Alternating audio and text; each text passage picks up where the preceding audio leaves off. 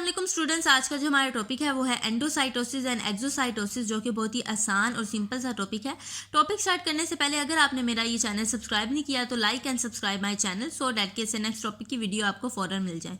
तो चलिए स्टार्ट करते हैं। एंडोसाइटोसिस से इसकी डेफिनेशन की तरफ आते हैं।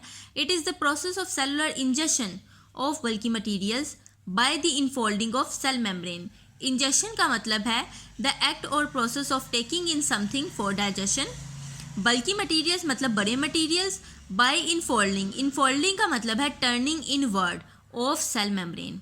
अब इसको एक फिगर के जरिए से समझते हैं।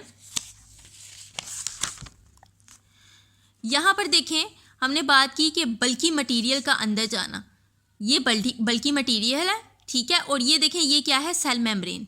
Bye the infolding of cell membrane, ये जो आपको नजर आ रही है this is the infolding of cell membrane. Infolding का मतलब है टर्निंग इनवर्ड, ठीक है। सेल मेम्ब्रेन का इनफोल्ड हो जाना, ठीक है। बल्की मटीरियल देखें अंदर जा रहा है फॉर दी डाइजेशन, ठीक है। Invagination in the membrane, cell membrane में इन्वेजिनेशन हुई, इनफोल्डिंग हुई और क्या हुआ कि वही बल्की मटीरियल अंदर चला गया और बाद में उसकी डाइजेशन की गई, ठीक है। ये क्या है? एंडोसाइटोसिस है। नेक्स्ट आगे चलते हैं। तो स्टूडेंट्स, एंडोसाइटोसिस की दो फॉर्म्स हैं। Number 1 is the phagocytosis and the second one is the pinocytosis. Phagocytosis का मतलब है सेलुलर ईटिंग और पिनोसाइटोसिस का मतलब है सेलुलर ड्रिंकिंग। फैगोसाइटोसिस में सेल टेक इन करता है सॉलिड मटेरियल को, जबकि पिनोसाइटोसिस में सेल टेक इन करता है लिक्विड को in the form of droplets. तो स्टूडेंट्स, ये था एंडोसाइटोसिस। अब हम चलते हैं एक्सोसाइटोसिस की तरफ। एक्सो का मतलब है आउटसाइड। अब हम इसकी डेफिनेशन की तरफ आते हैं। It is the process through which bulky material is exported. ये एक ऐसा प्रोसेस है जिसके ज़रिए से बल्की मटेरियल को एक्सपोर्ट करवाया जाता है।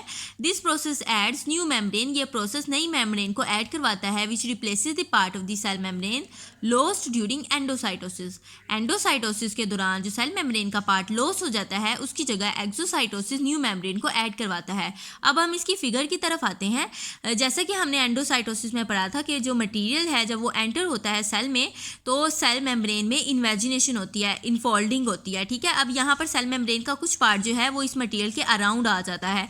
जब एक्सोसाइटोसिस होती है तो इस मेम्ब्रेन में इस मटेरियल के अराउंड जो है, जब इस मटेरियल की डाइजेशन हो जाती है, जिस तरह आपको दिखाई दे रहा है इसकी डाइजेशन हो गई है, तो फिर इस मटेरियल के अराउंड जो है वो नई मेम्ब्रेन ऐड करवा दी जाती है और फिर जब इसको एक्सपोर्ट करवाया जाता है तो ये मेम्ब्रेन इस सेल मेम्ब्रेन का पार्ट बन जाती है।